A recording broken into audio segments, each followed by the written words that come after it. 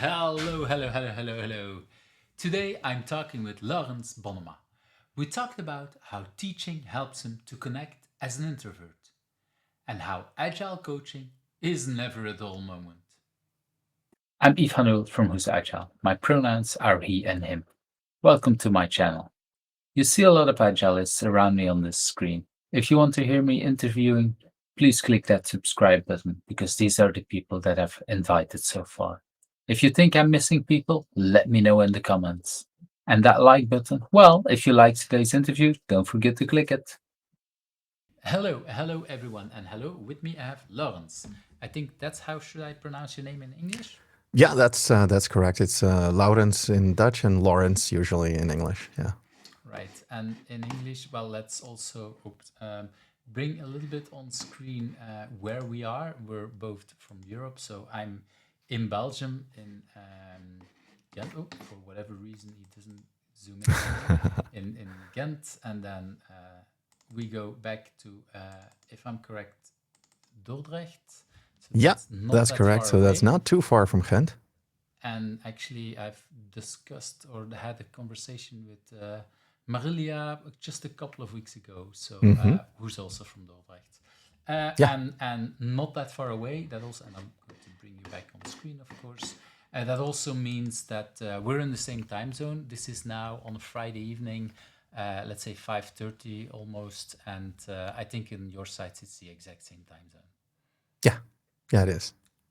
It is. I always try to bring it up because for people who are not from Europe or not from our environment might not always know this. So I like to show a little bit to people around the world where people are living, not the exact address, but a little bit how close or how far away we are. Uh-huh. Laurens, for the few people that don't know you, could you, before we start with the questions, introduce yourself? What do you want people to know about you? Ooh. Well, in a nutshell, I'm all about creating a world of work that is both inclusive and effective, a place where you would want your kids to thrive in. My mission is to help teams and leaders discover better ways of working by merging classic management wisdom with agile thinking. I'm on a quest to spread knowledge. That's what really drives me. Challenge assumptions and inspire a future of teamwork that feels a little bit like a Star Trek team, minus the alien invasions, of course. And I've been doing that for, I think, the better part of 25 years now, which still amazes me. When I started out in Agile, I thought it was going to be maybe a hit for about 5 years. And here I am 25 years later and still making a living doing it, which amazes me because it's still, to me, it's still just common sense with an uncommon level of discipline. Yeah. I really like that common sense with an uncommon. Yeah, like the discipline is so important, and I say something similar like, okay, it's common sense but not common practice because a Yeah. lot of Yeah. people. I think I stole It's mine from Ron Jeffries. Like, well, most of the awesome stuff originally originates there. But I like it so much that I forgot where exactly I read that first. but I think I do remember indeed somewhere around 2005 2007 I also had the idea, wow, we're doing this already for so long, and I've and then here we are like in 2025, like wow, that's even a lot longer. In my case, and I guess in your case, doing it longer than doing the things we did before we did agile, because yeah, it's most of the time already in that way of working. And again, indeed, I recognize what you say. The common sense is that a lot of the first things I read, and many things, there were like a lot of things were like, oh, this is very logical. There were other things that had felt less logical to me at that time, but once I start doing it, yeah, it feels logical again. But it's that practice. It's indeed that, yeah, that repetition and the habit thinking that makes so much the difference. Yeah, Um, absolutely. Yeah. the, um, the alien stuff we can discuss because, of course, we sometimes have the feeling I either when I come into a company that they feel that I'm the alien or vice versa. Hmm. But that's a little bit what we depending on Yeah, which and part sometimes we they are. greet you the same way that they do in alien movies too, right? So they take out the big Exactly. guns and they start firing. Yeah, that's never Yeah. a dull moment as an agile coach. The Yeah. resistance is always there, but in my book, that's a positive thing. It signals energy. Right. Of course, it's not positive. If they actually start shooting, then you should probably just go. But that when they say no and I don't really want this, and they have a reason for it, I just start listening usually. And that's I think an art that maybe some of us have lost a little bit. But if you just listen to exactly what they're saying, usually they have a point. And then I just tiptoe around that in an agile fashion and show them how agile will actually help them in with that pushback that they're given. And usually that works. Not always though. Sometimes they turn out to actually be right, and then I just have to go because Mhm. it's no use. I like both parts. I mean, well, first of all, the listening part. Well, if we don't want to listen to them, why would they listen to us? So there's definitely a big thing there. But also the energy. The people that are in resistance and that are actively resisting and talking, this is the people that see things and they're right in their way. Like, okay, they see the things we'll run into. That doesn't mean they're always right, but the resistance is real, and just that energy we can use. And indeed, once we can listen to them and show them different ways, then that energy is used in a positive way. Yeah, to me, it But means that they at least care. I think it's much exactly, more dangerous when when they start somebody hires an flaring. agile coach to do a transformation or whatever they call it nowadays, and you come in and everybody just looks like, yeah, okay, like And they you don't get don't any care. reaction. Right? And if they don't care, you might as well just go away immediately because then it's definitely not going to work. But as long as there's either pushback or people cheering you on, both are good. Anything that is like, yeah, I don't care, is bad. Yeah, I recognize that. It's and okay, we need to find ways to interact and to get reaction from. But the pushback, that's it's the energy. It's that what we need, and then listen, and then we go there. So I recognize a lot of what you say there. Hmm. Let's move into that very first question. What is something that people usually don't know about you, but has influenced you in the way you work? Yeah, it may sound weird, especially if you hear me talk like this. But believe it or not, I'm actually super shy. So I'm comfortable speaking in front of big audiences, but that shy streak never really went away. So it's influenced how I show up. I keep pushing myself out of my comfort zone by giving talks and by training and teaching and doing workshops because I want to share what I learned. That's one thing I like, but it's like having an internal tug of war, right? So I'm shy, yet I can't stop wanting to connect and teach. It's really funny how that works. Oh, I recognize that a lot. I don't remember anymore. I had a conversation this week with someone that was literally about that. Like, if you throw me back at my high school years, I was the most introverted person. And somehow in the agile community, I found my way to talk and to indeed. And it's much easier to talk for a larger audience. And okay, at work, I can do all of these things. But then put me back in my old high school, and I will be again Yeah. that very I have introverted exactly person. the same Uh, thing.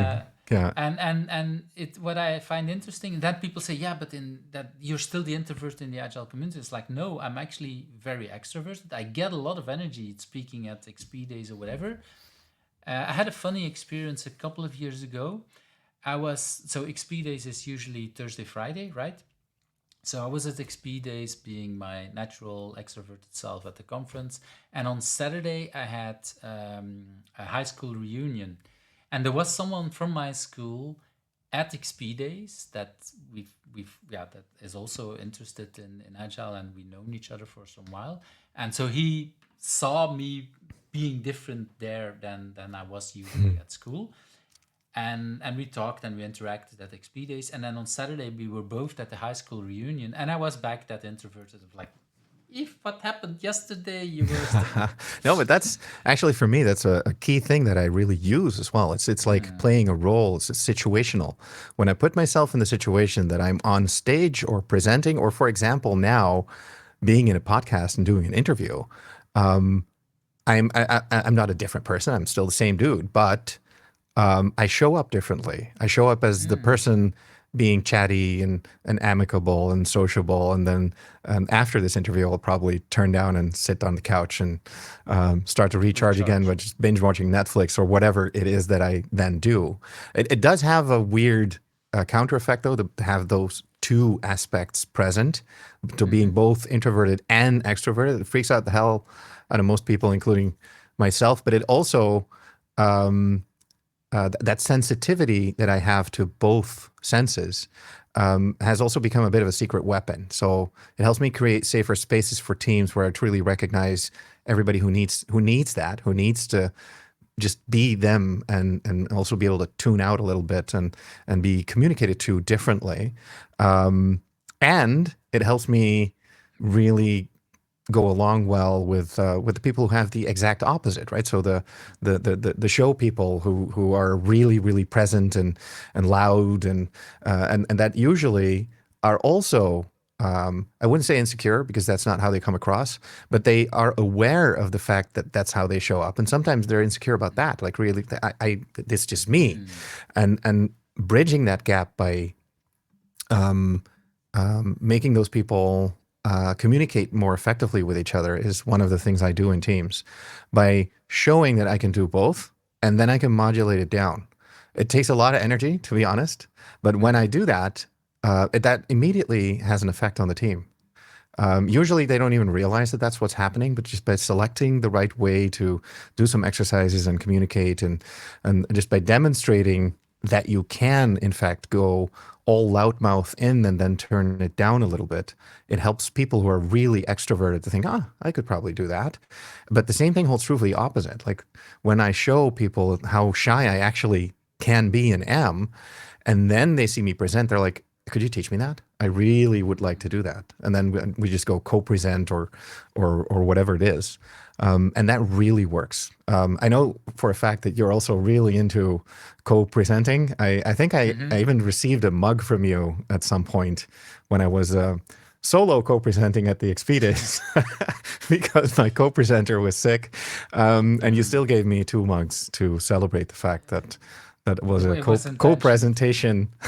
Yeah, Yeah. indeed. It's interesting when you describe it. It's a little bit different than mine, and I'm really Hmm. happy that there is difference because what you describe for me is really like a real introvert that is able to act out extroverted. What I've noticed in myself is for me when I'm at the XP days, I'm an actually extrovert there. It doesn't cost me energy. It actually gives me energy. Just like this conversation, for example, it gives me a lot of energy. Where and at, if I am at that high school, what I said, I can act out extrovert there, and I am, and then I can do what you do, but it drains my energy. So that last high school reunion that I was just talking about, I decided not to do that because I was like, no, that I can't afford to lose that energy tonight. And I was really okay with it. I understand what you say because I can do that in the context that I'm introverted.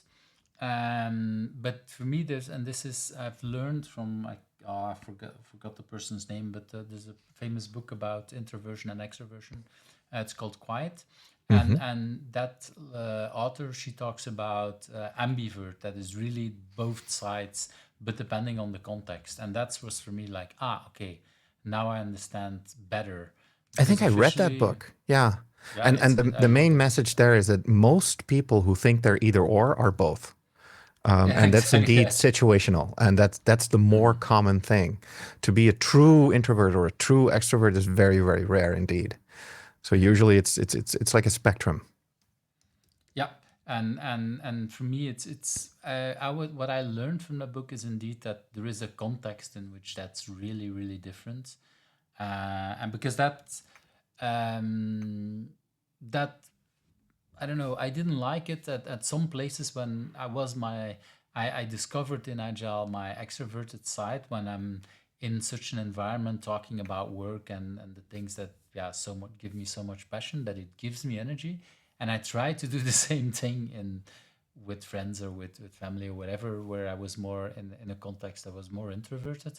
And yeah, I was so frustrated that it cost me energy. So yeah, but it's interesting to see the dynamic in many different kind of things. And indeed, pair coaching for me is one of the places where I think that can help to show up both, because if you can pair with someone who is on the opposite of the spectrum, you can show both to the audience. There is, yeah, many different kind of interactions, that's really wonderful. um, when so you say, so that's it. The question is also about how it influenced you.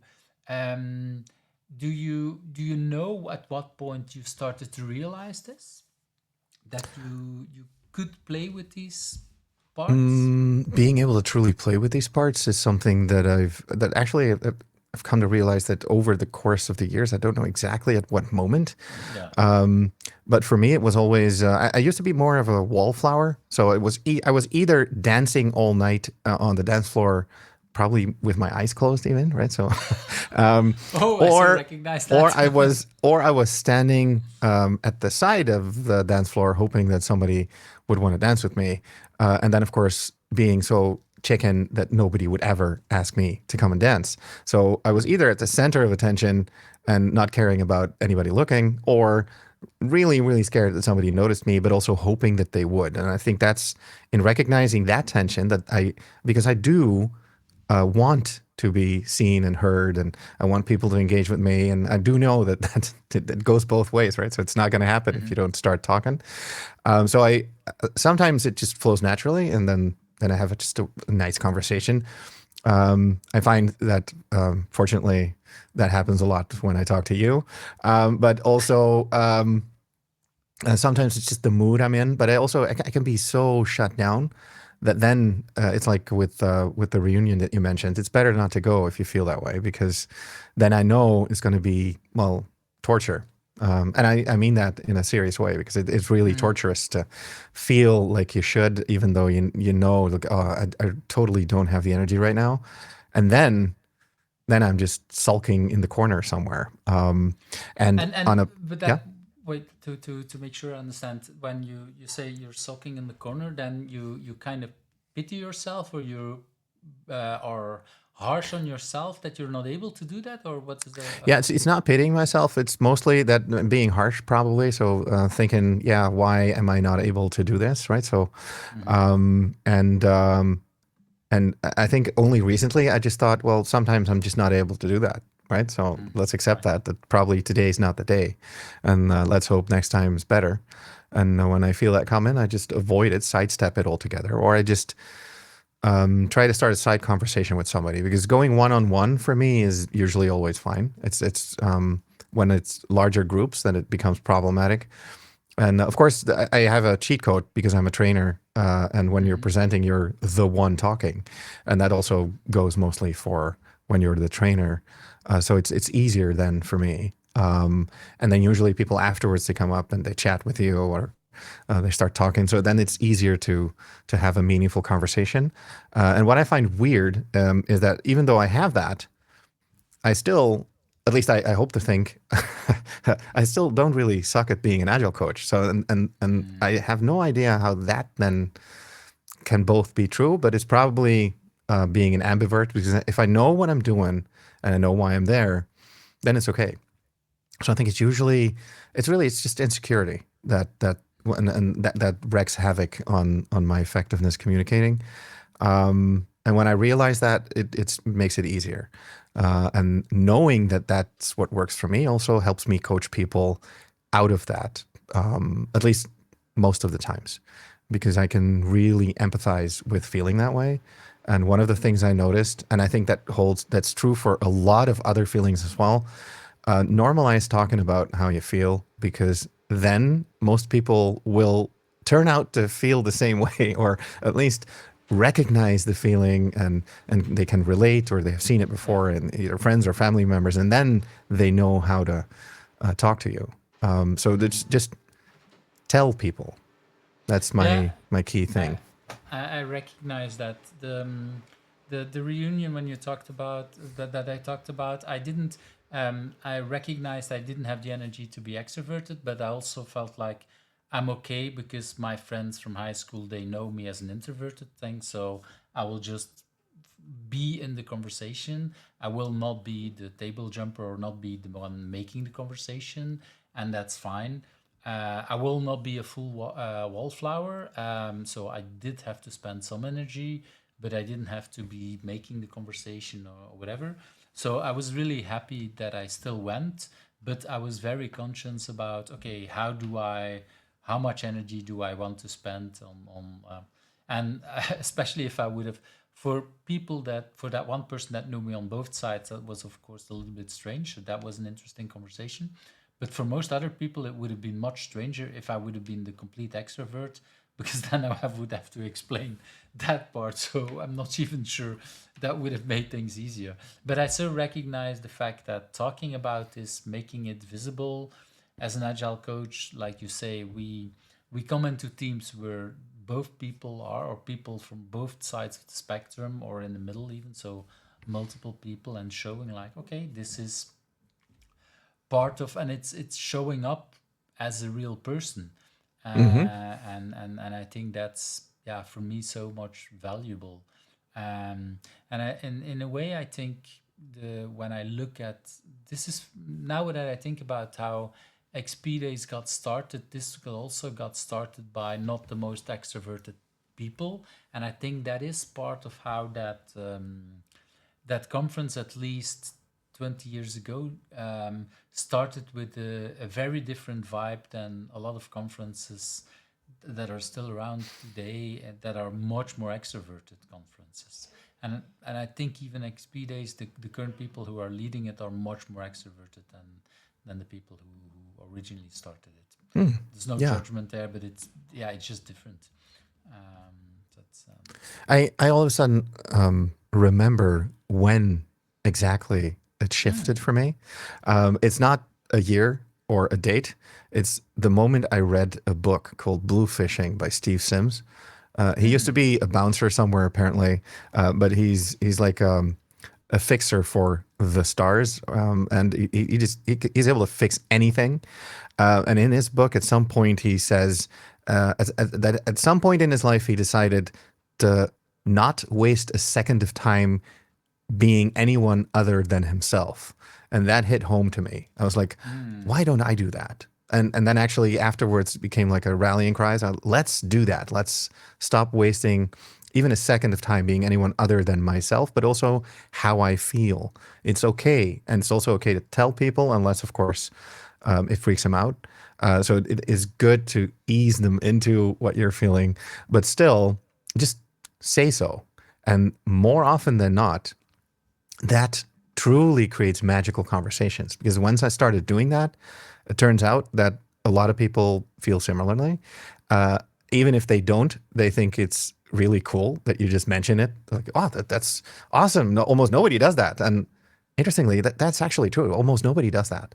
But mm. it's really, it really fits my personality to just be very with my heart on my sleeve, right? So my face tells if I'm happy or sad, or and that's actually really not helpful when you're agile coaching. By the way, I was once fired on the spot for for being too negative about the thing that was being said, and I didn't say anything. Right, I was just looking like, seriously, dude, come on. And he was like, afterwards they called my then boss and said, I really don't want to see that agile coach ever again. And I hadn't said a word, right? So that's how expressive my face can be, and actually probably always is. So it's good to just then add the words. And for me, that was the moment when I read that book. I was like, ah, this is how I'm going to show up from now on. I really like that, and I think I haven't read the book, so I'm not sure if I fully understand it. But I recognize a lot of that. For me, it also comes with becoming older. Like once I'm in my 50s. Once I was past my 40s, I was like much more like, yeah. I think I've always wanted to be the person I was, not really playing much games. but at a certain age, it's like no more games at all. Hmm. And if it gets me fired, because not that I love your story. It's so much more visual and so much more expressive and a nice example. But I wouldn't mind if something similar happens, and the ones moments that I got fired, because if I'm fired for being the person that I am, then I'm not the right person to be in that company, Exactly. Yeah. and that's perfectly okay. Hmm. Um, and of course, as coaches, we sometimes have to hold back a little bit to see, okay, to make sure we understand each other, because I can see the danger in just being too expressive. But if it's something that really flat out either lying or flat out completely against the common sense that we have now and all the experiences that we have, yeah, then probably I'm not the right person, and neither are you. So that's I recognize a lot of that. Cool. Let's move to that next question. Hmm. If you had not been doing what you've been doing now, do you have any idea what would have become of you? Yeah, if I hadn't found my way into this field, I would have become a journalist. The love Hmm. for storytelling, for uncovering truth, for connecting dots, that is still at the heart of everything that I do today. Whether I'm writing books or creating training experiences or helping organizations transform, it's all about telling and reshaping stories. And to me, that was what I thought journalism would be, because I've never been a journalist. And so then that was it was my first love. I used to write newspapers and myself then, right? So when I was really, really young, I created and sold my own mini newspaper to friends of my mom's. And So in a way, you were a journalist, but you just never a professional way yeah, of yeah, I doing was never a this. professional journalist. And I wrote also for like school magazines, and whenever there was something to do in that space. That was my thing, and I really thought I was going to go to the journalism school in Utrecht Mm-hmm. when I grew up, and then it turns out I went to study international relations in Groningen. So it was something else entirely that I ended up doing. But And what made you do the switch? What happened in your life that you swapped at some point? I wanted to. Well, actually, they also had a journalism school in Groningen, so it was still one of the reasons to go there. Is I can then, in the second year, Switch or um, yeah. start the journalism school. But I ended up liking international relations really, really a lot. Plus, my uncle, who was my great hero in life, um, he also studied in Groningen. He did the same study. Mm. And he was just a couple of years ahead of me because, well, my family structure is kind of weird. So I had an uncle who was only a couple of years older than me, which was always fun, right? So we were in a bar and I called him Uncle Aris, and he then had to smile and called me his nephew, and everybody's freaking out, like, really? But you're like 4 years apart or something. And we were, but it was fun nonetheless. So we lived together in Groningen in his apartment there, and for me it made sense. He liked that he liked to study that. He was really into politics and international relations, and I love that as well. So naturally, my thinking was, if I study that, um, I'm probably going to become a better journalist because I already knew how to write. At least that honestly was my thinking. And then later I learned that I did not know how to write at all. But that was later. Yeah. That was later, so there is the other part. Really like yeah, I like how you intermingle. Meanwhile, a little family story. My father is the youngest of 17, and so by the time he was born, his older brother was 20 years older. So by definition, I have what is it? I'm uncle to people who are way older than me. Yeah, older than me, because of the whole family structure. And yeah, I understand that kind of strange feeling. What is it, nephew, uncle, whatever? They should always be older and much older. And in my case, it was even the opposite. Yeah, that it didn't help me understand what words mean, like nephew and uncle, in a way, because that there is some strange things there. So I recognize some of that. But that person was a hero to you, Yeah. and he did the same thing. So that kind of lured you into this school. Is that what I'm hearing? Yeah, in a exactly. way. So because he was studying that, I was intrigued, and I thought, well, let's have a look. And then I looked, and I was even more intrigued because it seemed like it was going to be really, really difficult, and it was. I actually ended up not finishing it because it was too difficult for me. But I like a challenge, and especially when I think I might actually fail at this, but I really want to be good at this, then I'm extremely motivated. So I was, and I still love the fact that I did that. Yeah. Hmm. Yeah, and it's but like you say, when you have a role model, and well, especially if you then being very close to that person, you can actually learn a lot. Hmm. Um, Even if that means at some point you learn like, okay, maybe this is not for me. Exactly. That's also fine. I think that's a little bit why we want role models to inspire us Hmm. to go to yeah where we think we might go, even if that turns out not to be the right thing for us. That's fine, or at least for me, that's fine. I think yeah. Um, how was it for you to start in something that is that the role model does, and then still not being able to do that? Did that feel as a defeat to you, or was that No, was no, it no, as because fine as I not made being it able to sound? do it was, I decided not to finish it, but Ah, I okay. do know that I could have if I spent a couple of months more writing my final thesis. Mm, But by then, I'd been studying, or at least trying to finish that for about 8 years. It made sense to start working. And I had already decided to move from the jobs I could do with a degree in international relations to becoming a programmer because I just loved that more. That had turned into my hobby over the course of the years that I studied. And initially I thought, yeah, but I'm not a programmer, right? I'm not good at math. And then I did this math test that they did during the in the 2000s when they wanted to have a lot of new programmers for the Millennium Bug.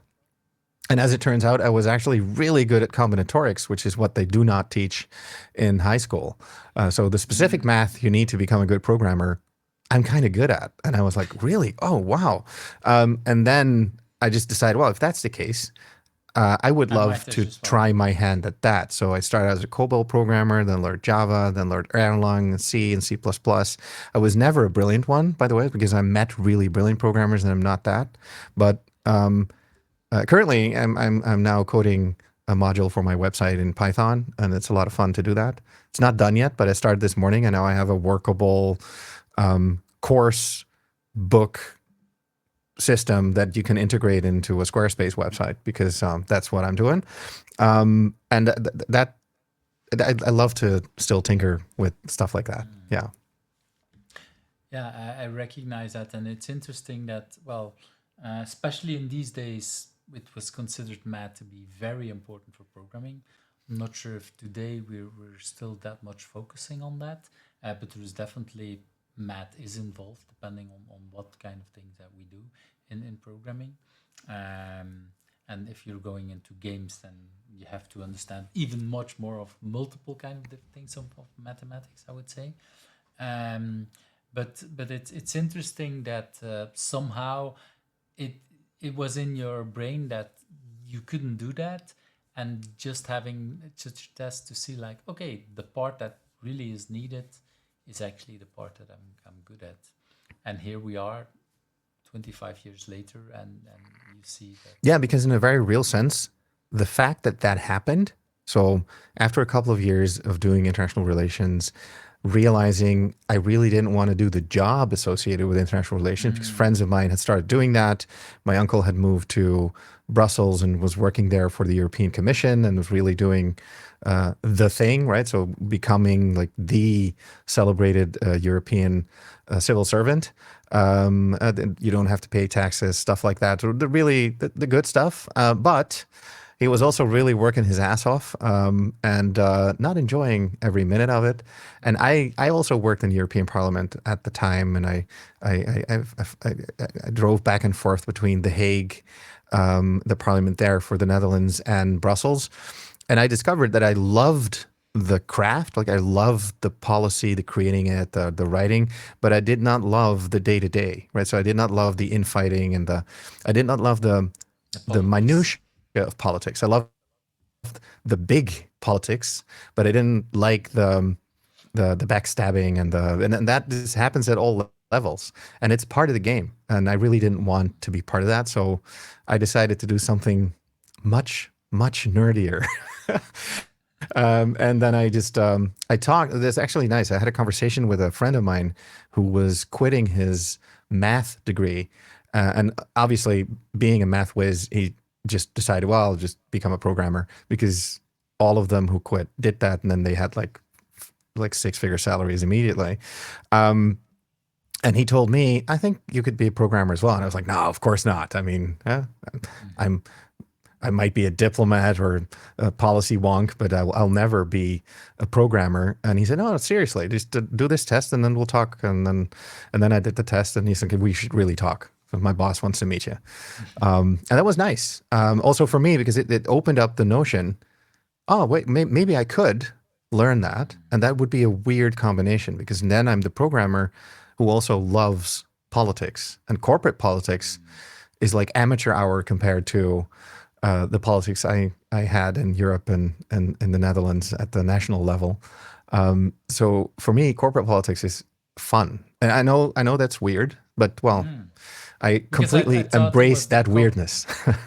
yeah, I thought the corporate politics was the part of the politics that you didn't like, but that's something I No, heard the that fun thing was is, not the I don't like reality. to be in the midst of it myself, but being the Mm. analyst who advises leaders on how to play and win at corporate politics, that I really do Oh, like. right. And that's also the part that I liked while doing the actual job in the European Parliament and in the Dutch one. Um, but what I don't like is that none of you can't trust any of your coworkers, and I really mean that. I giggle when I say it, but that's just a fact of life, right? So it's not that they're unfriendly or that they're not nice or that not some of them are still friends, right? I mean, it's not that they're all evil or something, but it's you always have to watch your back, be ready for anything at Mm. every time.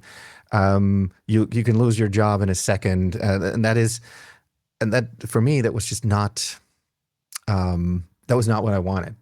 And I've since encountered other parts of the economy that work in a similar way. So it's not just limited to that, but the micro politics, right? So the politicking for your job, that's what I don't like, and that's also Mm. why I've never really become a very effective manager. I've been one for maybe 2.5 years, and then I moved myself out of that position, and I think no, that's just me. I love to be. Um, in Dutch, they call it the inhoud, the real content, the actual knowledge, the working with the policy itself. That's what really makes me tick, and The the real game, content. not Yeah. so much. So therefore, I've shifted to mostly doing that, but still knowing how to play the game is really beneficial when you coach executives. I recognize that as well. Well, and you talked already about some of the challenges, and so I think it's the perfect moment to say, okay, to talk about what is at this point your biggest challenge, and why is that a good thing for you? And of course, the Yeah, biggest challenge that you want to talk openly on the internet, of course. yeah. No, and um, I'll just be very open about it. My journey has definitely not been without its challenges. I've had to learn how to dance with dominance, and knowing when to step forward and like lead boldly, but also when to step back and create space for other people. And I see that as a tension also in some of the leaders I encountered because the dancing with dominance. I also suffered through quite a number of leaders that well, let me put it this way: I can totally shut down if somebody comes on to me really strongly with a very dominant opinion and very forcefully and very brutal. And then I become a little kid and I completely shut down, and I mean, and not in a good way. I just stop speaking, and then there are moments when I need to be dominant myself, right? Because otherwise you can't get anything in motion. And for me, there always had been like a bit of a taboo. I can't be that type of leader, even though I honestly since have come to believe that anybody can. And it's a skill that you need to develop because you need to be able to do that and let go, right? So always doing that is an anti-pattern as much as never being able to. And for me, that is maybe the biggest insight in the past 25 years I've had, that I've sidestepped that always because I always thought, no, supportive leadership or servant leadership always means that you have to be humble and you have to be only working with the other and being very sensitive to what people feel. And all of that is true. But that doesn't mean that you can tell them, look, you don't have to like this, but you have to do it. And that part for me was an eye opener, but also the fact that I personally could do that and that it was okay that I did that. And sometimes it was what I needed to do. And for me, that was an amazing insight because all of a sudden I recognized in about half the situations I had shut down, that was what the other leader was doing. And they weren't, in fact, as much of an asshole as I thought they would be. And of course, the other half was actually people not being nice at all. And that's what I still, I feel a strong sense of injustice then, right? So why would you knowingly destroy somebody even though it has no purpose? And because then it has the effect of really destroying somebody, destroying their motivation and maybe even their mind. And I've seen that happen and I hate that really. So it makes me really angry. And because it makes me really angry, I have avoided it even when it was needed. And for me, that is something I work with a lot of agile people with because all of them that I know, they think dominance is bad, always. And I've come to believe that that's not true. Sometimes it's what's needed, but you also need to be able to let go. If you can't do that, then you haven't mastered the craft of dominating yet. Yeah. I really like that because the dominance shouldn't control you. You should be able to know when to use it and when not to use it. Exactly. And it reminds me of parenting. I mean, parenting, you don't want to be the friend of your children. You're always the parent that will help your children to be able to stand up in the world alone. But that does mean you sometimes have to be strict and say, well, sorry, but I don't know, no sweets, or you need to go to bed on a normal whatever. And sometimes that means to be strict. And the worst or the most vibrant memory for that is when, and I recently had a discussion with my father about it. This happened when my sister, I think, I don't know, just barely being able to walk 2 or 3 years, was walking. We were with the family walking on the street, and she ran over crossing the street, and my father yelled at her like, "Stop immediately," because there was traffic, and she froze and immediately stopped, and basically that saved her life because there were cars passing by. And but the thing, what I do remember is that my father got yelled at by a woman in the street that called my father and said, "You can never shout at your children, you're a bad person," or whatever. I was like, but the situation is, this is a child grabbing yourself or cutting self loose, wanting to run on the street. It's dangerous. And because my father shouted, she stopped, and that was made her, an easy target to avoid as cars. And that taught me so much, even at that young age. Like, I've never seen my father shouting before, and probably, well, maybe it's sometimes a little bit angry, but never at that level with this kind of energy. And it made a real impact on me. I was like 3 years old, or 6, or maybe 7 years old. But I really was like, wow, okay, he does that, and somehow it has a positive impact. And he was not mad and anything. And after that, everything was cool again. But that woman was mad at him. For me, that's the exact example when you say sometimes you have to be really powerful and say like, okay, I'm now telling you stop in a way that makes you actually listen to me. Yeah. And that doesn't mean that that now you've become the person who can only be that, right? So you can still also be very nice and very friendly and very And that's exactly what sociable. happened, huh? And then Yeah, afterwards, they grabbed her and they hugged her, and I don't know whatever happened, but there was no anger, there was no nothing, and it was exactly. not, and that's yeah, and the other example I sometimes give is when there is a fire, we don't want to sit in a circle and decide what exit will we take. No, there is a fire exit, and people who are responsible for that are trained, and they are told like, okay, you have to act, and you have to act now. You're not going to be asking very nice, okay, no, this is the fire. We need to go to the exit, and that's what we'll do. If you Yeah, and want to that's just, I discuss and mean, don't lie, yeah, that's just situational leadership 101, right? exactly. Going all the way back to Hershey and Blanchard. Exactly. And for me, it's almost weird that that's such a discovery, but yeah, it's a key thing to have learned, and I see in the agile community specifically that it's something that a lot of people would do well to learn about and also to discover in themselves. Yeah, and to accept, I would say, to accept from the self that there is that part. I don't know if you ever played the leadership game I did with my father at XP Days. No, no, I But didn't. there is so part of the game is we do three different ways of leading a team. So we ask a volunteer, or actually duo volunteers, to be. So the first game, people play or lead the team in a controlling, really command and control way. The second one is an absent. There is no leader, so the group has to decide everything on their own. And then the third play is what we would call an agile leader, or a much more facilitating, not deciding anything, but making sure that the team decides on something. And the reason why I bring this up is that I played it. I'm not going to name the name, but I played it with one of the so at an XP conference.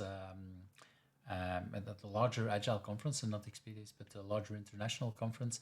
And there was one I would really call an A-level agile person that played the game. And in one of the feedback that that person gave at the end of the, because we do a lot of feedback sessions in that game, one of the feedback was that that person was actually playing the command and control leader.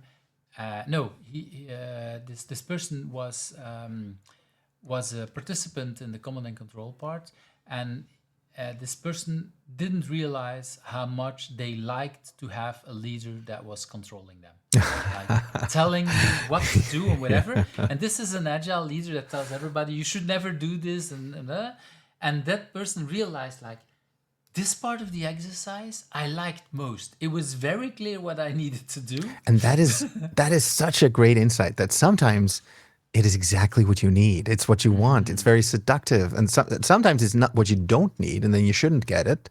But every now and then, it also creates a sense of ease, right? I now can relax because everything is decided for me. And especially when something needs to happen really fast in a certain way, it's the best way to do it. Well, it was, yeah, that part we can discuss. I think that depends a little bit more on more context than just Yeah, that. of But there course. is Yeah. definitely places where it's good.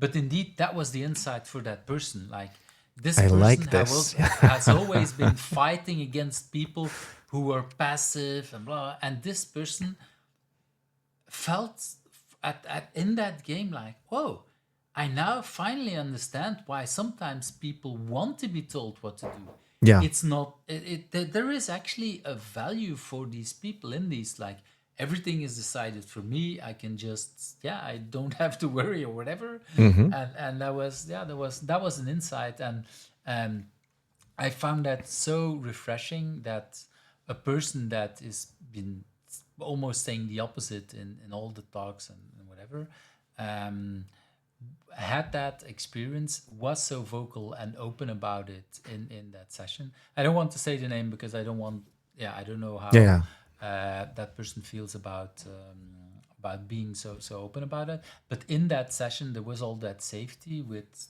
I think 25 or 30 people to be open and talk about that, and that was really refreshing, and that gave a lot of interesting discussions in the group, like, okay, why would you do that then, and that, and it's like, so that was really interesting. And I think indeed there are situations where, no, no, boom bam, that's how we do it, and okay, and there is definitely value in, for both parties sometimes, to do it. It has disadvantages, but then we go to the full situational leadership and why what, but Hmm. let's not go there. But I really like that you bring that as a challenge, because that's indeed sometimes a challenge for a lot of us to actually. And you talked about in the beginning, introverted, extroverted, seeing the other side. This is another example. Yeah, exactly. Um, Yeah. so I hear, and I know you as a person who's very passionate, who's very driven about lots of different kind of things. So do you know where that drive or where that passion is coming from? Have you, if I would see little Lawrence, for example, did you have that same kind of passion and drive? Yes. Yeah. Much more so even because then I was naive enough to truly believe I could do anything. And Like writing for the school, yeah, yeah, exactly. So yeah. at some point, I had put it in my head I wanted to be a singer, so I started to sing and dance, and I was really bad at that, but I You didn't didn't know, want to right? know So it. I just did it anyway, and that I'm really into when I want to learn something, I always go all in. And that has always been the case. And I had a mom who really cheered me on in that way. So whenever I had this weird idea that I wanted to do something, she was always like, "Yeah, go for it." And she was 100% supportive. So it always gave me a safe space to, well, worst thing that can happen is turn out to really suck at this, and that's not bad because, well, then I just know and I'll try something else. And that's really at the core still of almost anything I do. That's how I learn. I always go, if I want to learn something, I go all in. And all in for me really means figuring out who invented this, contacting them, reading all the books, not just one, and taking the course, flying over there if need be. And that's a bit excessive. And that's how I roll. Yeah. Very I, intense. I understand also the part about, especially the last part. Why I didn't see coming at the same time. I recognize that so much. Like, okay, you want to learn from the source. You want to learn Hmm. from certain people, and it doesn't matter where it's given. Um, how do you balance that with work life? I mean, because that Yeah. means that a lot of these things, I yeah. don't. Yeah, Ah, that's probably one of the most controversial answers on this podcast. I do not practice work-life balance. For me, it doesn't work. I've tried it. It makes me very unhappy, depressed even, and not in an average everyday kind of way, but really, and therefore, what I discovered for me works way better is work-life swirling. So I don't do balance, but what I do is when I go to, and actually I did that when I went to one of the agile conferences in the States. I took my son with me when he was, I think, 3 years old or something. We went to the agile course, the agile conference in I think it was Texas, and and that is not balancing work life, but swirling. So taking your kid with you, going somewhere on a holiday, but then also combining it with some work. I don't think I've ever not worked for the past 25 years. So I never shut off or turn down. There's always a couple hours of work every day. And I mean every single day. So Saturdays, Sundays, I just, but it's not always paid work, right? But I'm always learning, investing, thinking new things, writing, and I do that together, right? So it's not that I'm always, but now I'm at the top floor of my home. I'm in my podcast studio, and therefore able to do this interview. But usually I'm sitting downstairs with my computer and my laptop, and I'm coding, and my son is then asking, "What are you doing?" I explain it to him, and we do it together for a little bit, and then he goes and plays with his Nintendo Switch a little bit more, and then I get to do some focused work. And by doing that, he learns faster as well, and we just have fun doing stuff together. And it normalizes while doing stuff you love, because I really love my job, and I think for me that also negates the necessity to balance it, right? So I don't need to shut off my work because it gives me energy. Mm. And I think I'm very, very fortunate that I'm in that position, because I do know quite a lot of people who are not in that position. They don't really love their jobs that much. And then I do believe that work-life balance is a necessity. So it's not that I promote the practice of work-life swirling. It's just what works for me. Yeah. Mhm. I recognize that. I call it more integrating, or but the words are not important. I recognize that yeah, if there is a way, yeah, I've done presentations with all my three children, with my father, with my partner. Yeah, I think it's something that is really wonderful, because indeed, when you do work with your children, they do understand much better what you're doing. So it's another way of raising them, Hmm. showing the love. Of course, if you would do it and still at the same time we'd be saying, "Oh, I hate Yeah. this," but you kept doing And, it, and that, I then think I actually, that I really get from my mom. And I was raised by a single mom. And that was before it was really affordable or even possible to send your kids to daycare. So every now and then I had to come with her to work. And where she worked was in an OR in a hospital. So I was then sitting there watching the operation, and then reading a book or playing with my Lego or wait, whatever. you were in the operation room while they No, were there is operating? No. the operation rooms. They have an observatory where you can look Right. down on the operating table, and that's where I sat and I read books and And so played with you Legos, saw and but I also people. saw the open heart surgery happening. And God. that turned into really nice conversations Wow. in at school. Right. So, what did you do yesterday? I learned really quickly that some of those things are probably not for everyone, but I was fascinated. I really I loved. I learned a lot about the human body that way. And I was not scared at all. Also because my mom afterwards always explained to me exactly what had happened, and why they did that, and it was fun to me. Or for me, it Wow. was there was no, and that I think I took that notion of, well, why not bring your kid to work, as long as, because I did have to not be a nuisance, right? So Yeah. I couldn't go running down the halls. That was not okay because it's a hospital. Yeah, But you I have to be the perfect child in a way, or at least behave. Yeah, and that may have Um, been not always nice or fun, but for me that wasn't a problem because I loved to read and I loved to learn. So, and in hospitals way back when, that was the place where computers were first introduced for mm, general purpose.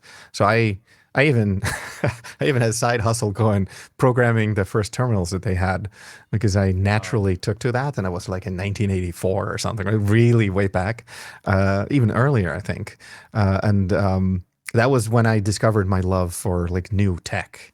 That was in the hospital as well. So there, the work-life swirling my mom did out of necessity, right? So for her, it wasn't a principled decision. It was just That's the way. daycare Yeah. was not available or too expensive, and therefore today I need to take my kid to work. And then I learned about computers just by On the accident. side. Yeah, Yeah. I really like that. I really like that part. Yeah, the seeing the operations, that would have not been for me, because my mother was also working in hospitals. Well, by the time I was a little bit older, she was teaching, but she did also had she was teaching children to become nurses, or what's the male part? Okay, to have people to be there in the hospitals helping out doctors. Hmm. But I do remember her once talking at dinner. I do still remember what we were eating, but I'm not going to mention it because it won't help the story. But she talked about someone who died while they couldn't save that Hmm. person. And I was really rather young, and yeah, that didn't help me eating. So that Yeah, I can imagine. yeah, Yeah. that was not Yeah, you would have so. definitely not liked our dinner conversation either. Exactly. That's but yeah, for me and my mother, it was very natural, and this kind of things for me, it didn't really help. And still today, going into the hospital, I noticed that the first 5 to 10 minutes it gets me ill, really, Ah. really ill, at the level that when my children were born, I was worried, like, okay, will I be able to be there? But of course, by the time you come in and before they're born, you're there like a couple of hours. Oh And so wow. by that time, but Mm, yeah, but that's the difference in Belgium and the Netherlands. In Belgium, most children are born in the hospitals. In the Netherlands, most children are born at home, I think. yeah, yeah. No, but So also the for me, it's now I realize that you can have a similar background and have a totally different response to it because the what you describe of entering a hospital for me, it's every hospital I enter, it feels like home, right? I don't feel scared at all. It's like I know my way around hospitals. I like being there. For me, the experience was good, even if I need to be there for me. This week, even, I went to the Dutch Cancer Institute in the Antonie van Leeuwenhoek ziekenhuis, which is just that's like the hospital specialized in when stuff gets really bad. And I walked in there and I was like, oh, this is such a gorgeous hospital and it's so well crafted. And these are, wow. and then I knew, of course, that everybody I saw walk in, it was there probably not for a happy reason, but I'm happy that such a place exists and that they specialize in making, doing really innovative research to, to help people get better. And for me, helping people get better in any way, shape, or form, that's still what drives me. Yeah. Yeah, I recognize. I could see the thing, but yeah, just physically, I become ill. Hmm. But what I've learned in that situation, what I was describing when my children were born, is like typically it takes me only about half an hour to Yeah. be better, and so I just with Well, kids, you I think sometimes have to it bring them might to be the better to hospital. have that response and more normal than the one I have because when I go to the to the emergency room, for example, when something really is wrong with me, I always need to remember to not be too happy to go to the hospispital because Because they won't when they think do that the it's differential serious. diagnosis, because I'm not panicking, they think, yeah, he's not panicking, so the pain can't be that bad. And I'm like, no, no, but I'm just happy to be here. And then, but That's nobody is, right? So who in their right minds is happy to be in a hospital? And that would then be me. there is always And side effects, indeed. yeah, that's fun because when I explain that to the doctor, they then usually have to laugh and they look at me and they're like, oh God, I have the same thing. It's like it happens to, I think it happens because for them, it's their place of work, right? And if you love your place of work, then you love going there. And I think that's what imprinted on me from my mom. She really loves hospitals. So I love them too. I really like that. It's yeah, I recognize parts of it and I recognize the differences. That's really interesting. Yeah. But it shows again the background doesn't explain everything, Hmm. and that is so important because sometimes people feel like, oh, but we're coming from the same background, and so I understand you. No, you don't. You just know your part, and there is multiple reasons, and that we could psychoanalyze and try to find the differences, but that won't help us to understand each other better. It's it's more the stories that help us understand some of these things better. Yeah. I want to move to that next question. What do you consider for you your biggest achievement? And what I've noticed in the podcast is that when I ask people that basically this is your moment to brag and to really proud, is that something that is easy for you, Laurens, to be proud, to brag, really? Well, to be quite honest, no. A lot of people actually, a lot of people get a bit miffed even at, and they think I'm being humble, but then in a bad way, right? So you're being artificially humble. But I have a hard time bragging. Yeah. So saying that I have 25 years of experience in agile is something that I started doing because my sales reps started saying, dude, come on. You have to say that out loud because otherwise people don't know. And and then I normalized saying it, but I normally don't even say that. I just come in. Uh, I'm Laurens. I know a thing or two about agile, and I've done this before, and that's it. That's how I would love the world to work, but sadly it doesn't. So sometimes you have to brag. Yeah, but I find it yeah, hard. Yeah. I recognize. I recognize a lot of that, and actually, a lot of people on the show have had said similar kind of things. This is why I start to ask it because, and especially I recognize the part where you say you have to tell some part of that experience. Like, okay, this is not something I've picked up from a 2-day training or just read a book. No, no, this is doing it for more than 20 years, and that has some experience, and I've helped people, customers in the same kind of problem, and most of them are helped. Sometimes it doesn't, but that's also part of what we learn. And it's not predictable, I would say, when it will work or when it won't work, but at least we have this experience. So, but that's the side question. What is really the thing that you would consider your biggest achievement? Well, I would say that presenting at the Agile conference in Washington with the amazing Leila Rao, that would be at the top of my list. That conference was a massive milestone for me, not just because it's always nice to go to a conference and learn from each other, but also sharing the stage with somebody I had coached to truly become a keynote presenter. And then, of all things, losing my own lines while on stage because I was enjoying the fact that she was shining so much. And then that for me, that's really my biggest achievement, to help somebody um, uh, really chase that dream and then succeed, and then seeing them succeed by co-presenting. That was really something that just blew my mind, that was even possible, and that I was able to just help somebody do that. So for me, that's really the key thing I would say. But stay tuned, because I'm about to launch something really cool with a business partner, my own company. It's going to be launched in April 1st, and it's not a joke. It's in the Netherlands. April 1st is April Fool's, right? So I mean, it's not just in the Netherlands, but I think that will be my biggest achievement yet. But more on that a little bit later, because next week is when we sign the papers and the company goes live. Well, and of course, by the time that we this will be published, people can already find out. So I'll definitely try to remember to ask for links and everything for Oh people yeah, well in that case, at then I might as well say it out loud on the video, if this doesn't go out before next week, it because doesn't. then the company is going to be called Deep Red, and then of course it's a Dutch company, so it's .nl, and that's where you can find all about it. Yeah. Okay, I'm looking forward.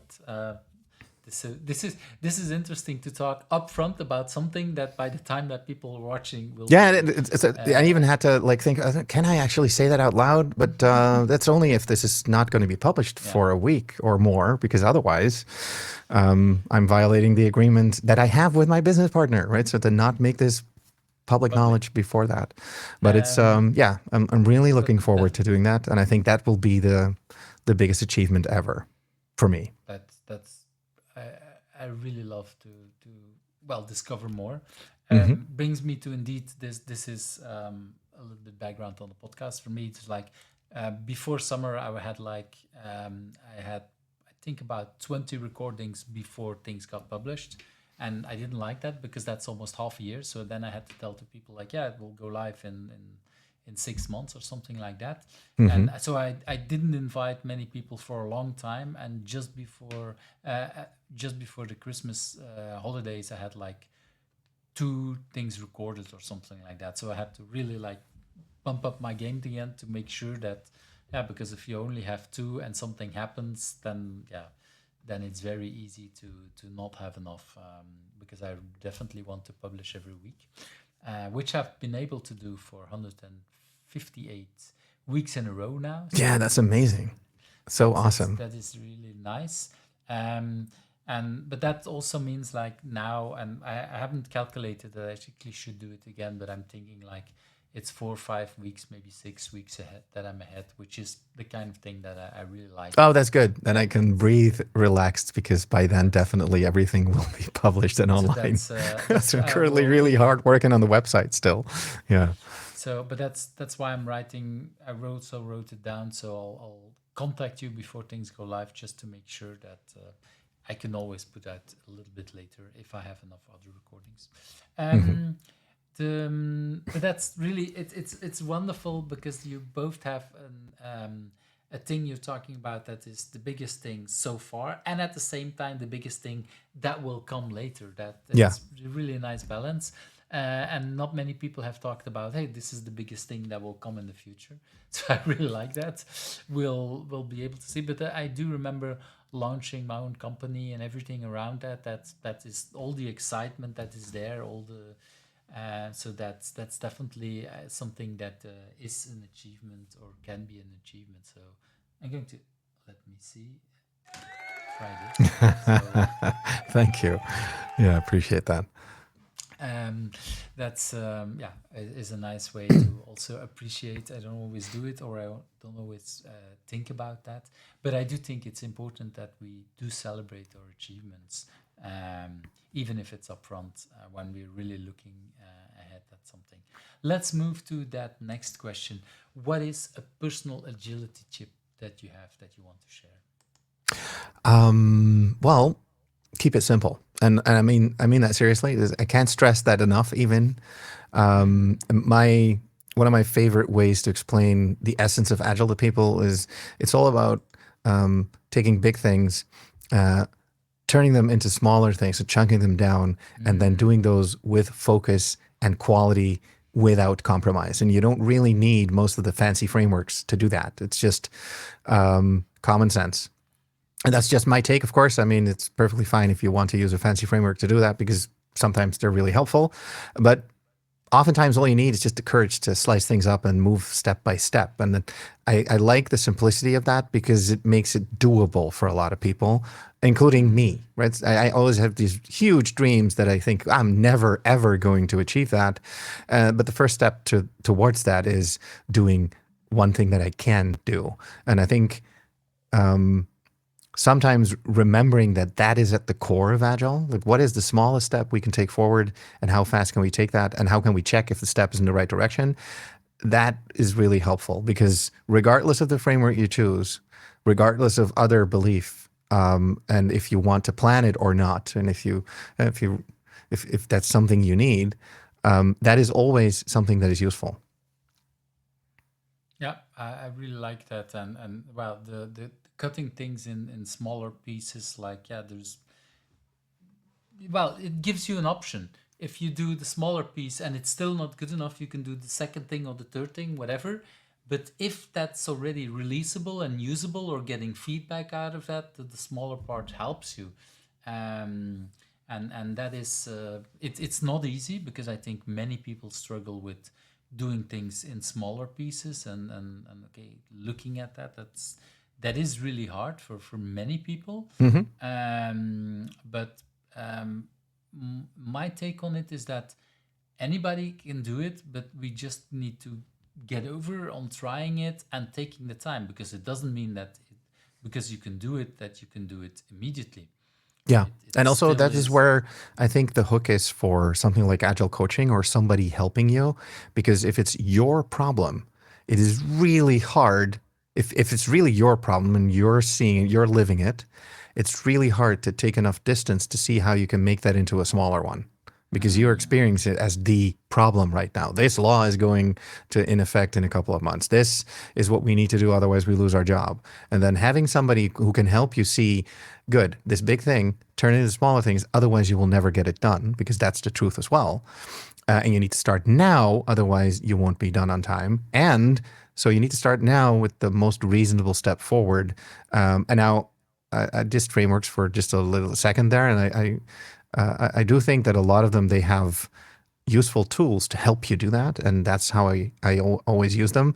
But like in my opinion, when you focus on that part of agile fundamentals, most frameworks and certifications they become optional. Like, it's just you if you master that fundamental part of it, then but then again, it helps if somebody helps you understand that, if somebody helps you do it, because if you're really in the thick of it, if you're experiencing this problem, then it is almost impossible to lean back enough and to realize, oh, actually, the first step's really simple. Let's take it.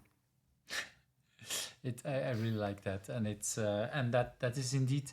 I think it was just even today somebody said like, okay, thank you for that feedback because I'm in favor of this, but I didn't see it for myself. Yeah. This is a person that Yeah. was Oh, coaching that other is such people, an and awesome compliment for an agile coach. You must be really happy. yeah, I was like really like yeah, because and it was so true because this person knows this person is good at that, giving the feedback to others. And then there was I don't want to go too much into detail because it would be clear, or it might give a negative impression on the person, but this person is really good at that. But then for one thing that this person had to do was again looking at making it bigger and like this, and it's like, whoa, wait, aren't you optimizing before the first version is out? Oh yeah, actually I could do this thing already now. And it's like, yeah, that's exactly. And then hearing like, yeah, damn it. And it was what I'm really happy about is that that person wasn't even, he real yeah, it's a he realized that he was doing this, but was not angry at himself for doing it, because that's sometimes what I see people also happening, like, oh damn it, why did I miss it? I'm just, no, okay, realizing like, for myself it's good that there is other people that are Hmm. giving feedback, and that's fine. I like it. This is why I have coaches myself, and many other coaches I know have coaches, because yeah, we don't see the same thing in us, and this is exactly what I did with this particular person as well, having that feedback. So that's Yeah, really cool. And also, very important tip, I think, for anybody listening or looking at this. If you're into the agile coaching game at all, get yourself a coach as well. It really doesn't matter how experienced you are. If Yves has a coach and I have a coach, then you also need one. anyone. Because that, Yeah, and if for no other reason, that sparring with somebody in the same profession is a joy in and of itself. yeah, and you learn the things that work or don't work, and in all kind of ways. uh, yeah, I think every time I go to or have, well, I say go because now I'm again seeing a coach in person. For a long time I had remote coaching, now I have again a coach that I see in person. And yeah, every time I go there or have a session, I learn so much about myself. And sometimes it's relearning, sometimes like, damn it, I like again the exact same example, I give that feedback to others. Why don't I see myself? Well, this is why we need a mirror from someone else. That's Hmm. it's so a tip on top of the tips. Let's move to remote working. What have you learned about remote working? Yeah, when I had that and tried to prepare for it, I was like, yeah, remote working. That's so long ago, because I'm really back into the in-person game, right? So the running live training sessions, stuff like that. So honestly, my remote working skills are a bit rusty by now, and I did not expect that to happen because I loved being locked down, which is also weird apparently. But for me, the real takeaway is that hybrid working is not going away, and we need to get much better at that because apparently, right after the pandemic, people were so happy to just dive into in person again, at least in the Netherlands, that they forgot all about the skills they developed during it. And that's also logical, right? Because it's like cows running in the fields again after a winter being locked up. You do not want to go back, at least for now. But some of the skills that we learned are really cool and very useful. And I'm weaving them into also the way that I conduct my training and workshops. Always have a hybrid element there and never making it into a difficult thing. And that's actually the my key thing now. Make it easier using the new tech, and sometimes just go old school. So I have an Obeya coaching class that I teach, where at some point we had some people from Mallorca dialing in and some people from Czechia dialing in, and they wanted to, of course, they wanted to know how what kind of tech do we need, and is that even possible, or are we going to run two sessions? And I thought, well, let's make this simple. Let's put a really good mic in the center of the room. Let's put a webcam facing the room, and let's make sure that the team's environment is what's being presented and not the presentation or whatever else. And then we all talk to the big screen. So it was like a circle where the people who were remote felt like they were really part of the group because they were looking at the whole group the whole time. and the whole group Right. was always addressing them. And that actually felt both ways without like awesome tech such as the owl cam that focuses automatically and it's really nice, but we didn't need that. This was just a webcam and a really good mic. The really good mic thing was what saved like the audio, I think that's the and that important made it part. Yeah. understandable. And I think that's the pro tip: make sure the sound is good, and then the video can actually be kind of bad. It doesn't really matter as long as you can see. Like my hand movements now that are all over the place for some reason, um, as long as you can see mimicry and body language, you're good.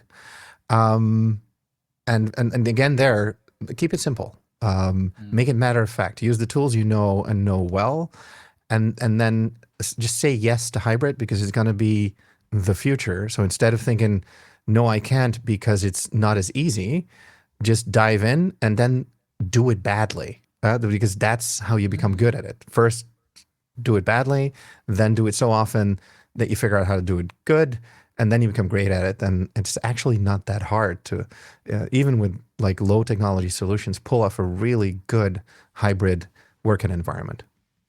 I really I want to stress out a couple of things you said because indeed the quality of the mic is so much undervalued in people. If people work from home, they don't realize that a good microphone. Both of us we have external microphones that are helping. It might not be visible on screen, but I have another. So I have a mic over there, so there is a good mic here. You have a similar kind of thing, and that brings the value so much, especially for groups. Um, the other camera that you talked about, the camera that swaps, actually it gets me nausea. If I look at it and Yeah. if multiple people talk at once, it swaps all the time. It's like, whoa, wait a minute. Turn I if I'm at home at that moment, I turn that visual off because it just it doesn't work for me. Yeah, and Having there, an overview is much better then. you know what I use then? If that is, if I know in Mm-hmm. advance that's going to be a thing, I still use one fixed camera because it's Mm-hmm. easier, and a stereo microphone because Right. our ears are attuned for exactly that reason to hear where the sound's coming from. So then you look at that point on the screen. So as long as you don't swap the image on the screen, you will hear the sound coming from where the people is when the person is talking, and it feels natural. Exactly. Yeah, that's again we're talking that the real camera. Indeed, I loved also the fact that you say, well, okay, hybrid is going to be the way. I think most of us we haven't figured out hybrid yet, but in 20 years we will. Hmm. And I think 20 years ago I did my first. I still remember 2004 2005 my first assignment where I was working with a team full time, or there was a full time team work a remote team working with me, and that wasn't that ideal, but it worked. And the tools were really bad. 20 years later, the tools are much better, and we know much more about how to work with a fully remote team. Hybrid is again different, and we're at the beginning of this, Yeah, and and yeah, we need to maybe to learn. add to that, because it made me think that you said like 20 years ago this started, and then of course everybody said no, it can't be done, and now most people are doing it. The same thing is going to happen, but then faster with large language models and AI in general. Mm. So do yourself a favor, like learn about that now, and how to use it to amplify your ability. So instead of replacing you, it's going to amplify your ability. Yesterday, I had this really nice experience. I dove in immediately, but then again, I'm like a total nerd. So I started with AI in 1992, right? So I mean, Mm. and yes, I'm that old. But the the large language model bonanza, which of course it's a bubble and it'll burst, and that's all true. But it also allowed me to do something in one morning that the coworker I was working with, he was like really amazed, like how on earth are you able to do this in three Mm. hours? We had booked a whole day to do it, and that would have been fast. And I was like, oh, let me show you how I do that nowadays, and then boom, out came exactly the best starting point for the rest of the day, and then we were done in the morning. So it was not that we had AI do it for us, we had AI speed up the work so that we can then put on the quality touches to create a result that was truly great, and not written by AI, quote unquote. Of course, it was written by AI, but Mm. every everything that we wrote was in there, right? So, but now structured better, and that was for a YouTube script for something that we're gonna film next week, and everybody thought that's just not possible. But with AI, it is, and that's how I use it. I use it to speed up, amplify the quality, but it's still me, right? And I'm still deciding. Okay, so I'm going to use this. I'm going to use that, and then so really dive into that and do it now because the tools are really good. Yeah, but I don't really just like copy that. and paste what you get from the tool, right? Take that as the Exactly. starting point for your work. And I think that's a little bit the same thing indeed, like what we did in 2004 or 5 with the tools. Okay, how can we used Skype, but then with a camera to see the full room, for example, at some point, and Hmm. that's okay. So both sides saw the full room of everybody. So we noticed who's at their desk and not at their desk. It was not made for that, but we tried around and we swapped later and for other kind of things. But that's the kind of thing we learn in a certain way, we adapt, and we use the tools we have in multiple ways. Let's move to that next question. What is a book that you have read that you wanna bring here? Oh yes, yeah. For me, I selected a truly mind-expanding read for this, "Brave New Work" by Okay, Aaron that's the Dignan. book. I read it on my way back from that Agile conference I mentioned, and it absolutely captivated me. It paints a picture of our work future that is actually happening right now. So when I read that on the flight back, I read it in one go. I was that enthusiastic about it. And then I decided this is what I'm going to do for the next 10 years. I've been doing that ever since. Because the way that Aaron talks about organization design, creating mission-driven teams or mission-based team. Anyway, really focused teams doing dynamic reteaming, essentially weaving everything that we learn in Agile together with Lean, together with change management, together with so all the stuff that you learn as a truly great Agile coach, and it's all in that one book. But also, it talks about, and that was what made me laugh from recognition, but also with a little bit of pain. He also talks about how apparently we've made it normal to sabotage ourselves because he starts the book with a list of stuff that reads as okay, so this is what most companies are doing nowadays, and then he reminds us the list I just showed you is from the manual to sabotage the Axis nations, written by the CIA at the height of the Second World War, and they gave that to freedom fighters everywhere to ensure that they could sabotage really easily all the industrial endeavors, and almost all of that is currently normal. So at some Wow. point, something that 75 years ago was considered obviously not something you should do has become what we're doing on a day-to-day basis. So we're knowingly sabotaging ourselves. Well, we don't know it always, but yeah, there are people who know Well, that that's really bad. if it's in a manual to sabotage organizations from the 40s, then we We should should know know. about that. I mean, it's declassified, it's public information. In my classes, sometimes I pull up the CIA website and I search for it, and then I show them that sabotage manual, and they're like, this actually really does read like what we do in our company. So, yeah, and isn't that amazing that like um, in the 40s it was clear you should not do that, and now we do. And that is exactly what we're fighting against because that doesn't make sense. So for Could you me, give an that's where example Agile of one really of becomes these? rebellious, right? So it's like a rebel army fighting the nonsense that we sometimes introduce for good reasons, but still, they are not solutions. Right. Yeah. Well, there are solutions if you want to sabotage, but not if Yeah, you want to exactly. So learn. they don't solve the problem at hand. And I really I love the way how Aaron writes in that book. It's like if you do that, the future of work is much more fluid, it's much more adaptable, and in all honesty, it is happening right now, right? So what he described in that book, when I read it, I was like, this is what I want to do with my life. So ever since, I've really used that as Not the the sabotaging inspiration for part, I everything I guess. do. Huh? Sorry? You said this is what I want to do with my life, but not the sabotaging No, part, not I the guess. sabotage part. That was the Intro. point of recognition, the intro. This Exactly. is why it's good to read everything that comes after, and then everything that comes after is essentially a manual of how to create like really agile organizations or resilient organizations, as I prefer to call them, and and using all kinds of techniques that we would know, but then he he describes those techniques in language that is much easier to communicate with executives and people who actually decide whether or not to do it. So it's not as technical, it's not as far out there. It's much more well easily digestible, and that I think is the brilliance of that book because whomever reads it will recognize, oh crap, this is what we're doing, and oh, it's actually kind of easy to change that. But as easy as that is, of course, doing something that seems easy can be really hard.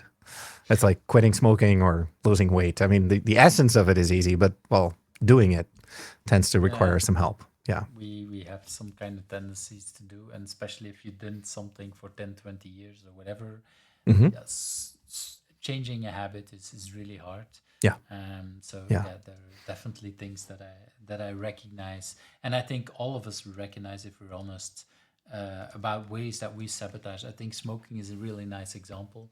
That's definitely sabotaging our health, and many people do it. And even if you know it's sabotaging, if you believe it, it's still hard to stop at the moment that you want to stop. And I think for companies, it's probably about the same thing. Even if people might realize it's bad, you still need to be able to stop. And then it's not just a habit for you, but it's a habit for the whole company. And so, yeah, so that's a lot harder, I would think. And if you already see how hard it is for people to stop smoking or to start other habits in all Hmm. kind of ways. And again, I'm not. I did smoke myself at some point, and even at moments that I was already knowing better that I restarted at some point. Yeah, that's just bad. So I understand why people sometimes do it, and at the same time, it's like yeah, but it's not because I understand that I think it's healthy, and that or that it's easy to stop. That's both of them are true at the same time. Um, and for companies, I think that's a little bit the same. So thank you for introducing that book because it's I've heard about the book but I haven't read it. So that's the disadvantage of having a weekly published podcast because every week there is No another book time. that I'm Yeah. well, there is no time, and on top I hear so many other books that I'm like I either I haven't read and I'm like oh I want to read, or I have read and it's like really maybe I should reread this book because it's yeah there is so much value in it and I loved it so much. So that's the other part, but it really sounds and the story of the CIA about the sabotaging I've heard many times. I didn't know it comes from that book, but I've heard many times that there is a list that is actually a lot similar to what Hmm. people are doing in companies. So just alone for that, that's worth reading the book. And then, of course, learning the better ways is even much better. Let's move to that next question. And for me, one of the most interesting ones, especially after this kind of conversation where we talked so broadly about different kind of things, Uh-huh. what is something that, what's a question I should ask you as well? And what's the answer? Then Uh, it's a tough one because there's so many great questions to ask. But I think to keep it real and also a little bit on point for the current time frame, I would then ask, what do you think about the trend of organizations canceling agile transformations and firing scrum masters and returning to more traditional plan-driven setups? And my answer to that would be that's just natural evolution. And in a sense, it's a good thing. We introduced an idea that really shook up the old platforms. And now the old patterns are reabsorbing it, mixing it up, and evolving it into something else. Maybe not something we find palatable, but I think it's neither good nor bad. In my view, it's the next wave. And so long as we stick to key principles, as I said, like delivering value iteratively, focusing on people first, and I think agile spirit won't vanish. It will just fail our way to success differently again and again and again. Because in a very real sense, project management, the thing that agile rebelled against, also failed, right? Nobody ever really did that. If they had done that, it would have probably been a success. And the same thing holds true, in my opinion, also for agile at its core. Precious few organizations actually are doing agile. And I think what we see is a trend towards ever more agility and resilience. The first attempt at doing that was project management. It was maybe a more clumsy version to do it. Now, agile was a big upgrade, and actually lean preceded that, of course, right? So, and now it's time for yet another attempt at trying to have common sense breakthrough as the norm in most organizations, because in the end, I think that's what's behind it. Let's stop over certifying ourselves and over analyzing things and over systemizing things. And using all the good that comes from that, because there's nothing wrong with analyzing and systemizing and stuff like that. And there's also nothing wrong with getting a nice certificate. At least I hope not, because I gotten almost all of them. And I love taking exams, and then showing off the Credly badge, and so that gives me joy. But I don't presume that actually makes me a good coach. It just makes me a really good exam taker. And I think that level of common sense. So let's use all the stuff we know for good, right? So to help organizations get better. That truly is the essence of all of those frameworks. So it doesn't really matter which one wins. So, for example, the Agile Alliance being now bought by PMI, which a lot of people are talking about, and freaking out about as well. Right? So this is the end of Agile, and now finally Agile is dead. And I've been reading Agile is dead like posts since 2005, and I don't think it will ever die, because, well, at least I hope it will never die, because that means common sense is dead. And there are signals that it might be. Not to put too political point on this, but I do think that in the end, it won't. In the end, it'll prevail, because true resilience and creating organizations based on those principles is the path forward. And that's the trend line that you see from the very beginning onward. So the trend line still is trending up, not down. I really like that. Yeah, I don't want to indeed to go too much into the Agile Alliance and PMI, because it's very political and all kind of reasons, good and bad in all kind of directions. But this is just or only what is it? Your organization that has nothing really to do with Agile as such. It's just basically a company that had their biggest source of income dried up, being the conference, and so that's just one part of agility, of course. I have the same kind of, maybe it's a naive view, but it's the view of, okay, common sense will prevail. The other part where you started with, I really love the balancing part, because it's just a pendulum swinging back and forth, and that helps us in all kind of ways, and that's if there is a power too much on that side, it will swing back. We see that. I think everybody sees it in all kind of things. That's just the way things move from time to time. And I think, yeah, that let's hope indeed that common sense helps everybody at some point. We're living in a world where indeed common sense and a lot of strange messages going around on the internet that we sometimes think, well, what? But at the same time, I also think we've all been fooled by stories, even if it's just from our parents, that whatever happened was Yeah. existing.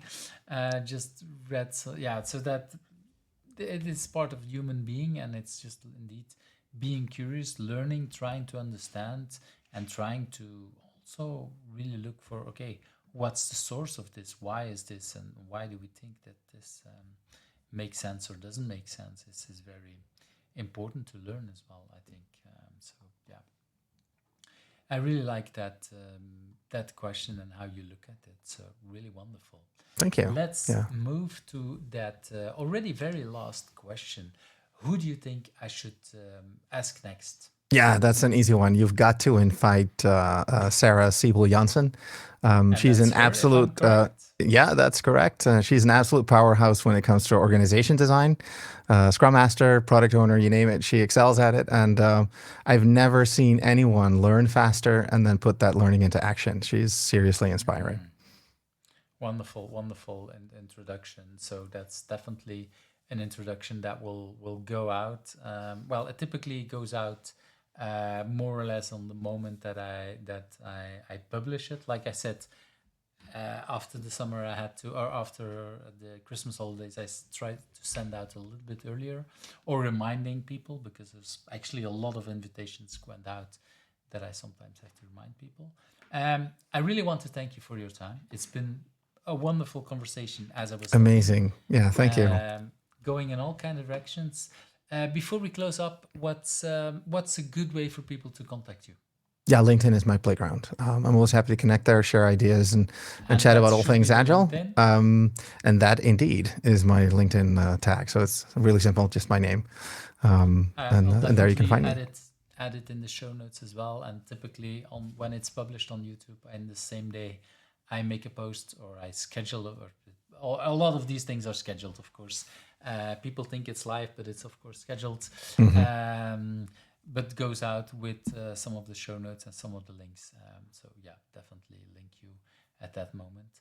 And then I think just let me to wish you a great Wednesday, Friday evening, and enjoy the weekend. Yeah, you too. Thanks. It's been a blast. I had fun. I kind of wait to see what's next in this thrilling journey that we call agile. And I'm looking forward to learn more about the new endeavor that you're starting with the business partners. Oh yes, yeah. Read all about it really soon. Yeah. I'll definitely interested.